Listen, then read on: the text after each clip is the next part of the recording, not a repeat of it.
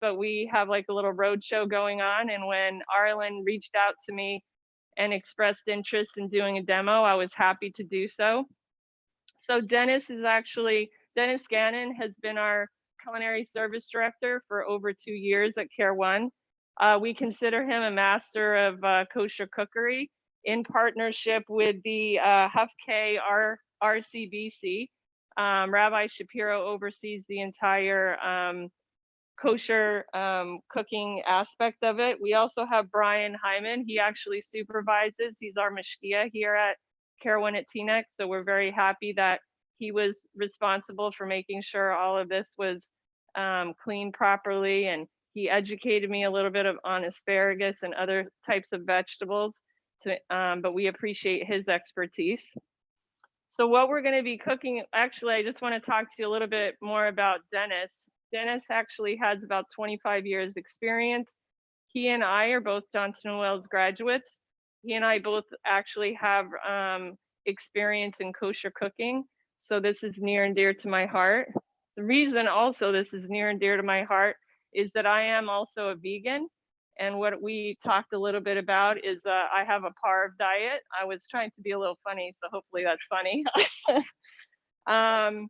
So first we're going to do a kale, lemon, and avocado pesto.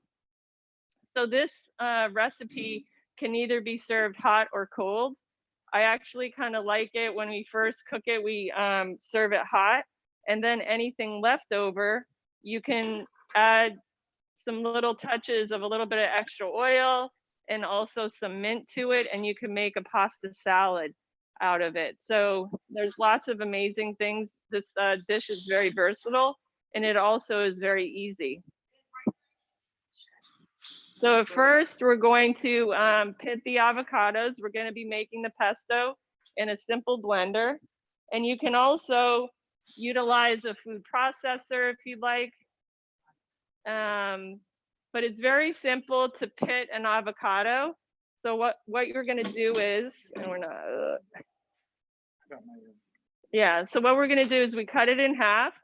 We actually cut the heel of the knife and twisted the pit, and then we just tapped it to take it off. And then we're just going to squeeze this right into the blender.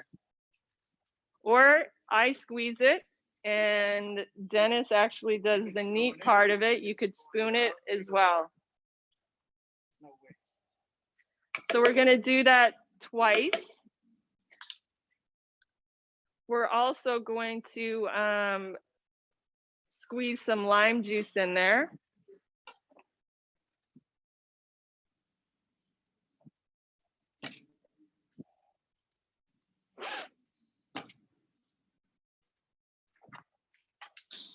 So you have to be very careful when you're taking the pit off of the knife. Sometimes you have to kind of tap it on the cutting board. Other times, so they have like different devices that you could use, but I always just like using a knife because it's pretty simple. So while he's preparing that, I'm actually going to heat the pan up, which Mr. Hyman so nicely turned on for me. So we're going to heat some olive oil. So the recipe does, we did send the recipe over. The recipe calls for just raw garlic in the pesto. What I found is that it was a little bit on the bitter side when I was cooking it. So what I'm going to do is I cut a lemon in half. And you want to really roast the garlic on a very low heat. But then also just to add a little flair to it, I put half of a lemon in a fork, and you can use this as your spoon. It imparts a little bit of a lemon flavor in the dish, along with the lemon juice that Dennis is going to squeeze into the pesto itself. Yeah. So as you could see, I mean, see or not, I think you guys could see that a little bit, is that it's a little brown. You never want to have cooked garlic on high heat just because it will burn very quickly. I'm sure everybody on this call knows that if you burn garlic, it turns very bitter. So we're going to add this to the pan.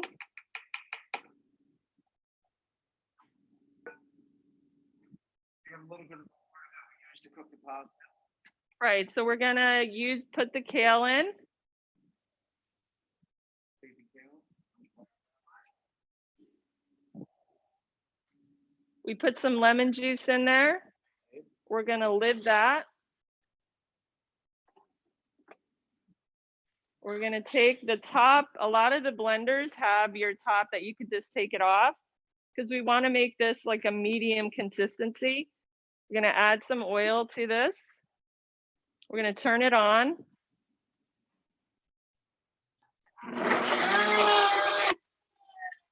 Then we're going to add some moisture.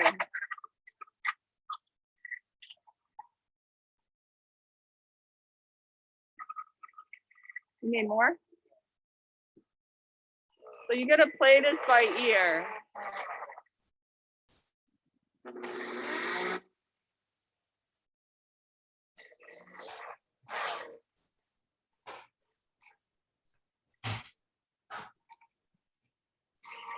All right, so that's finished.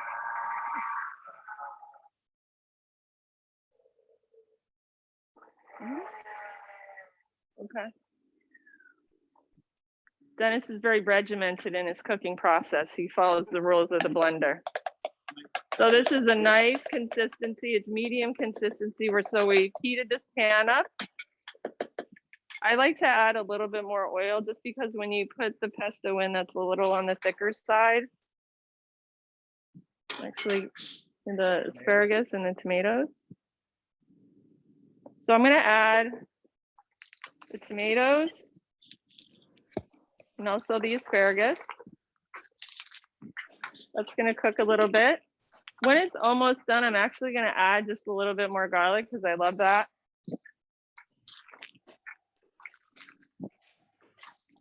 Sometimes if you want things to cook a little bit faster, what you could do is you could take, if you don't have a lid for your pot, you could just lid your pot with another pan.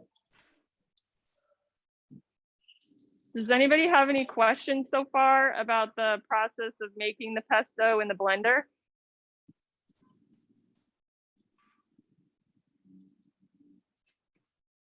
Anyone? No question. I can't see if anyone's trying to move your mouth to talk, but if you like wiggle your hand by your face, I might be able to see. Oh, what liquid did you add? It was lemon juice? So we added lemon juice, oil, and we also used the leftover pasta water.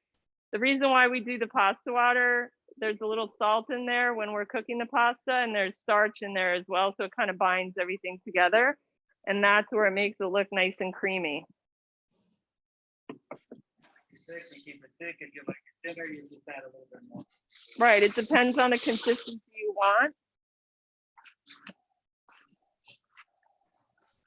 So these are nicely opaque.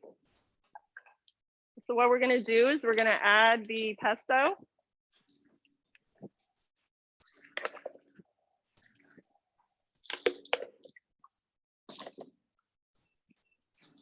And again, I'm going to actually use the fork and the lemon just to impart a little bit more flavor. In traditional tableside cooking, they like to do this, especially with like bananas Foster, crepe Suzette. So this is a very nice, airy, creamy texture. And now Dennis is actually going to be chiffonading, or actually Julianne, some lemon zest to put on the top.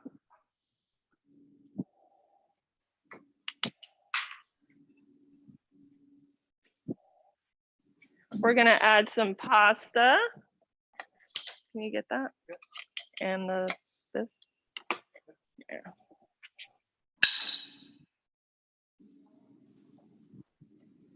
There's various types of pasta that you can utilize. Being a vegan, there's many people that ask me, what do I do for protein? So I do the same thing that the animals do. I eat leafy green vegetables. I eat quinoa, various other products. So chickpea pasta is about 3 times more protein than a semolina pasta. Wheat is about 2 times more protein than a semolina pasta. I prefer semolina pasta just because of the texture, maybe because I grew up on it. But there is various types of pastas that you could utilize that have a higher protein content. The average person only needs about 20 to 24 grams of protein per day, which is equivalent to like a 6-ounce chicken breast. So as you can see, it's really beautifully incorporated. Yep, so when we plate it, we're gonna do that. So this doesn't have any cheese in it, but there are plant-based cheeses that you could utilize. You could utilize the nut cheeses like Parmesan. It does taste, the nut cheeses do taste a little bit like the Pecorino Romanos that you would buy in the store. So now what we're gonna do is we're gonna plate it up.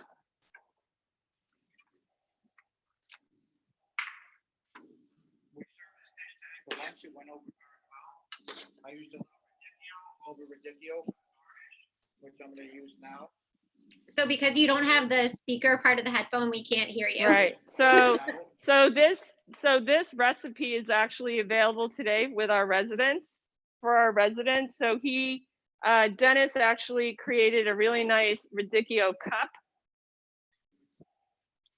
We take a little bit of the stem off of it. You could serve it various ways. Some people just eat it out of the pan, which that would be me if I was home.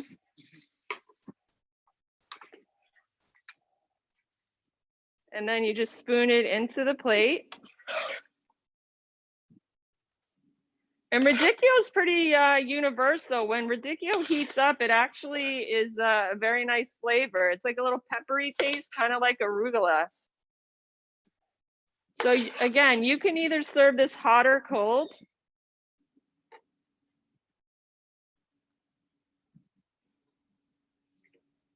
And we add just a little bit of zest to there.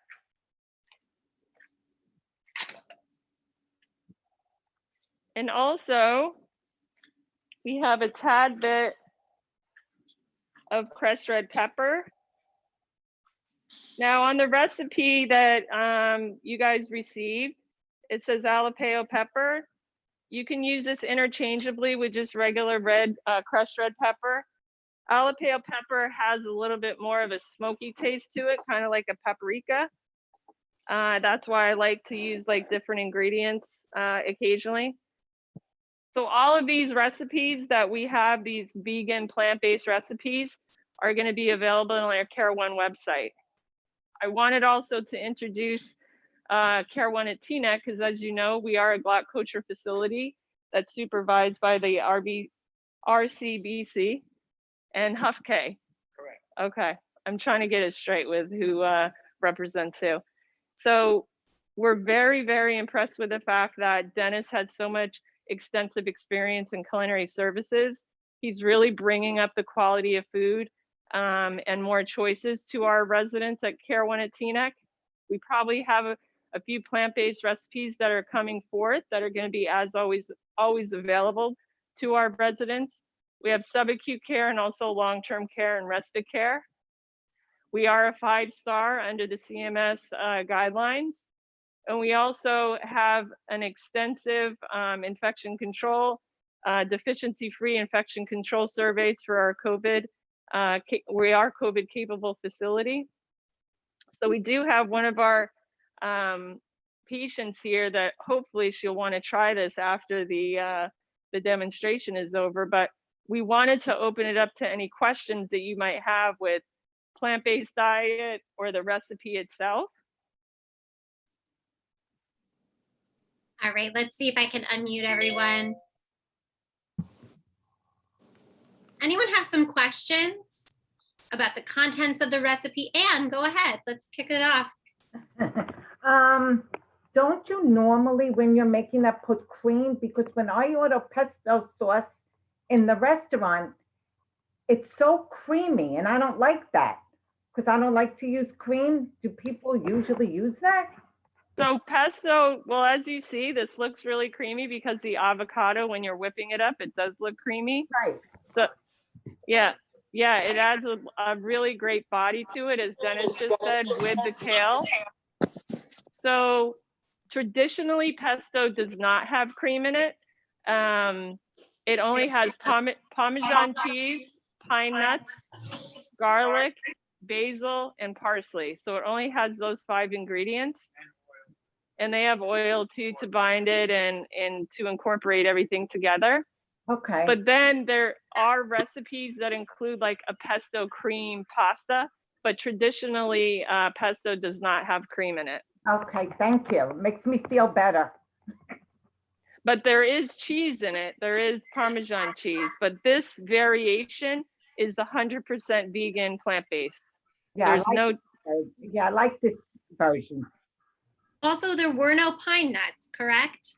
there were no nuts in it. Just Right. for allergy's sake, we just left all the nuts out, and you still have the same body of the traditional pesto. Thank you. You can, if you serve it as a salad, you could add like mint, fresh chopped basil on the top, just to freshen it up. We could also add flat leaf parsley, dill. There's all kinds of different ingredients or different herbs that you can add to it. Okay. Thank you. Anyone else have a question about the composition of this recipe, the cooking methods, eating a plant-based diet?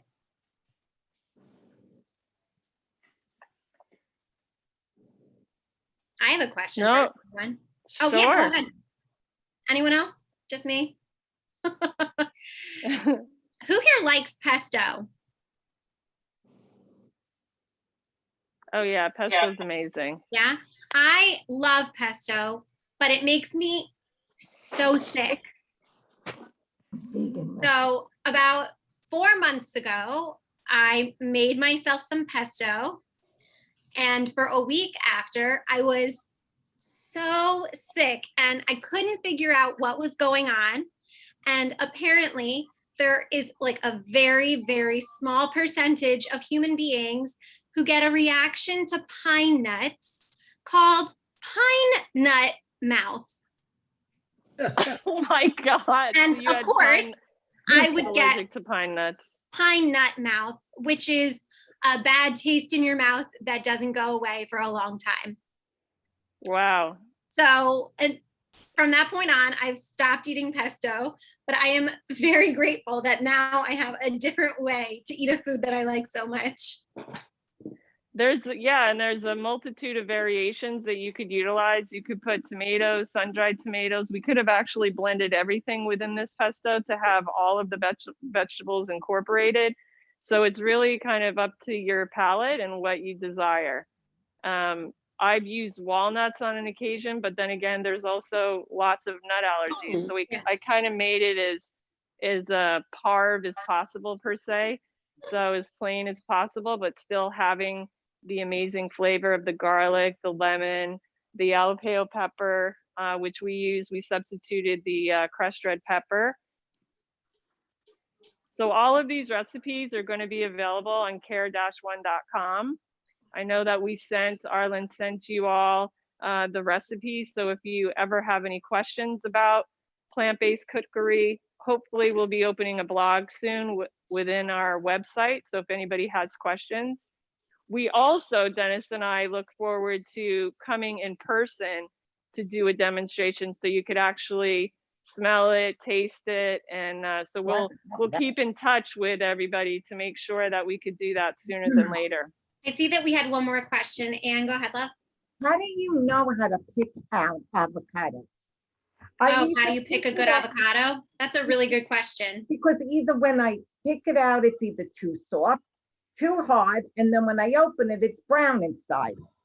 Right. So, I mean, that's tricky, kind of like watermelon, kind of like anything with a rind on it. It's very difficult to pick. However, I just buy all hard avocados and I put it on my island with a banana. So the gases from the banana actually speed ripen the avocado. And then when it's just a little soft, I put it in the fridge and then it slows everything down. Okay, So yeah, like that's like the problem. It's kind of like guesswork, but you never really want to buy a soft avocado unless you're eating it that day, because they do tend to go bad pretty quickly once they Yeah. ripen. okay, thank you. But even if they do have a few bruises on it, that would be more reason to use them in like a pesto. So you just blend it together. I know, So I it's thrown out so many. right. Thank you. Sure.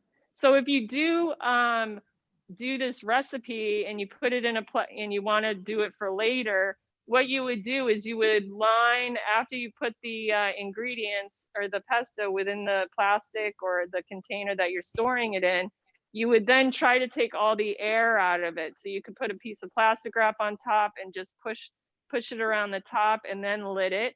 And then that would keep it from oxidizing. Okay, But even if it does oxidize a little bit on the top, you could just scoop that off and throw it away, or you could just blend it together. So it's not like it's bad.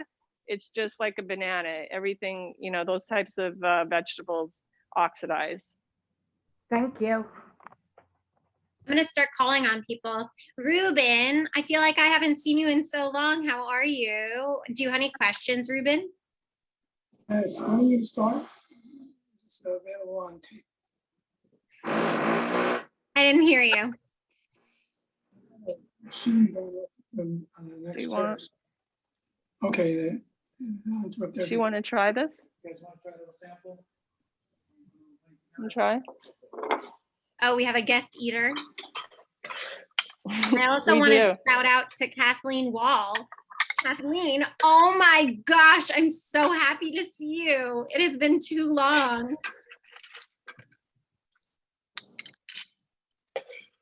What are they serving now? I'm I'm trying to get, go we ahead. have some guests on the side that are watching, so Oh, I I think see. we were going to give them a little sampling.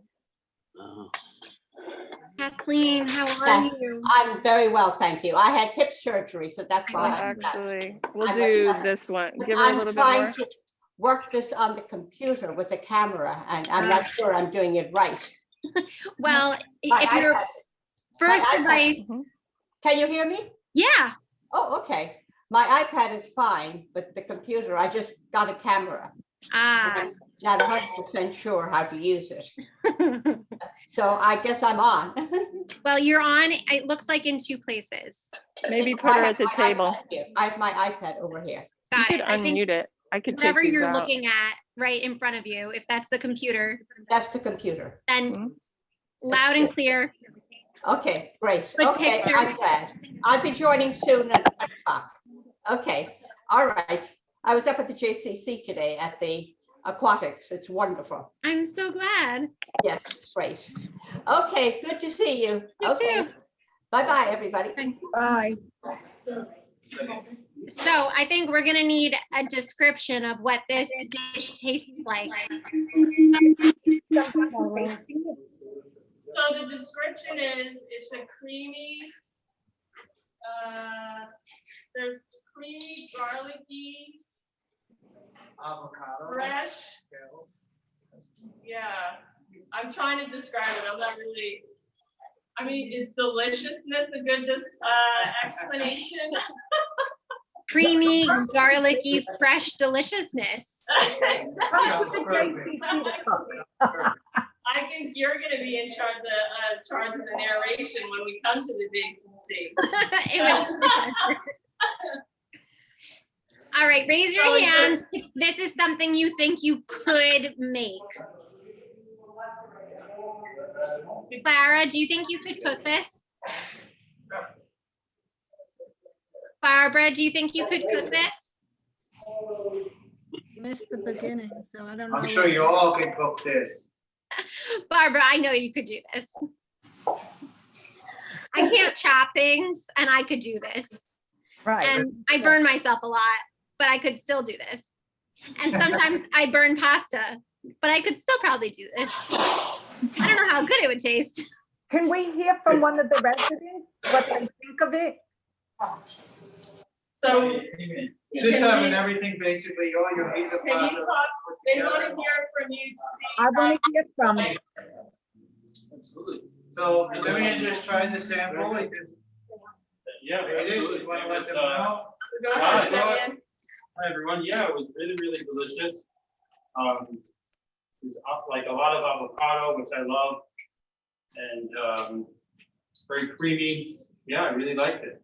Thank I you. don't think you're a I'm resident. not a resident. You're not a resident. There's not a chance. Rose. All right, Rose, can we, Hold on. can we turn the camera? They want to see Rose. Rose, Good. they'd like to know what it tastes like. Ladies and gentlemen, this Hi. is Rose, who's 103 years old. Hi, was founded Rose. in 73, and she just tried it. Let them know how you liked it, Ms. Rose. Delicious.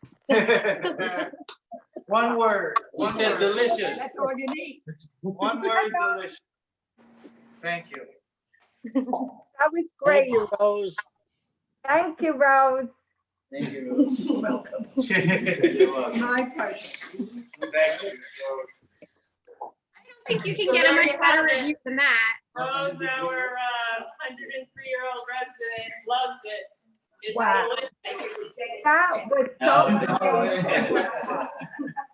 He always was what I was. So we really look forward to continuing. We may work with the JCC and do like a cooking series. We have a multitude of chefs throughout our organization, but we really want to represent Teaneck because this is our only kosher facility. And it's very well supervised, and there's a lot of amazing talent that is coming out of CareOne at Teaneck. Wow. Well, I think that the chefs and the taste testers all deserve a round of applause. Thank you. Yes. Thank you. Thank you. Thank you. And I have recorded this session. So if